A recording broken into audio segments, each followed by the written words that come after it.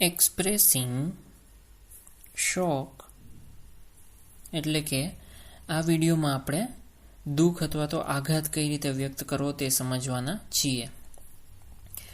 મિત્રો, આપણે જીવનમાં ઘણી બધી વખત એવી પરિસ્થિતિઓમાંથી પસાર થતા હોઈએ કે જે પરિસ્થિતિ દુઃખદ હોય અથવા તો આઘાતજનક હોય, જે માની ના શકાય તે.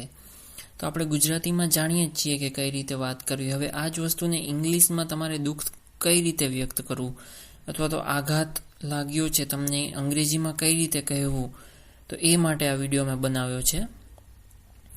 હવે સૌથી પહેલાં તો આપણે સમજી લઈએ કે ક્યારે આની જરૂર પડે. તો એનો જવાબ સિમ્પલ છે કે જ્યારે ખરાબ ન્યૂઝ મળ્યા હોય, એટલે કે બેડ ન્યૂઝ હોય, દુઃખદ ઘટનાઓ બની હોય, ડાયઝેસ્ટરની ઘટના બની હોય, કોઈ પણ કારણથી ડાયઝેસ્ટર થયું હોય, સેડનેસ, ડેથ, કોઈનું મૃત્યુ થયું હોય, તો આ બધા જ્યારે બનાવો બને ત્યારે શોક અથવા દુઃખ વ્યક્ત કરવું પડે. હવે હાઉ ટુ એક્સપ્રેસ એટલે કઈ રીતે વ્યક્ત કરવું, તો એની અમુક રીતો હું અહીં દર્શાવીશ. તો તમે એમ કહી શકો કે આઈ વોઝ શોક્ડ. અહીં શોક્ડ શબ્દનો મેં ઉપયોગ કર્યો છે. I was shocked to hear his accident. Shocked to hear એટલે એ એક સમજવાની બાબત છે આ વાક્યમાં. હવે બીજું વાક્ય જોઈએ. I was stunned. અહીં શોકની જગ્યાએ તમે સ્ટન્ડ પણ યુઝ કરી શકો છો. By this news. અહીં હું તમને જુદા જુદા શબ્દો શીખવાડી રહ્યો છું કે જે તમે વાપરી શકો. શોક્ડ છે, સ્ટન્ડ છે, અને ત્રીજા વાક્યમાં મેં લખ્યું તેમ આઈ એમ ટેકન અબેક. ટેકન અબેક એ પણ તમે વાપરી શકો. On hearing about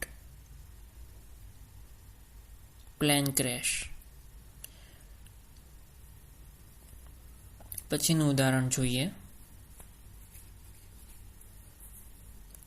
news of flood came as complete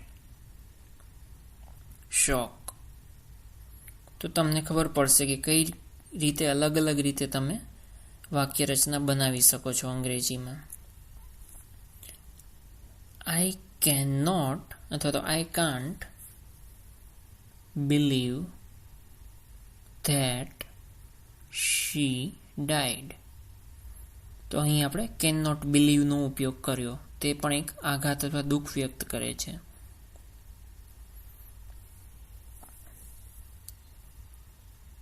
V are all shocked by earthquake.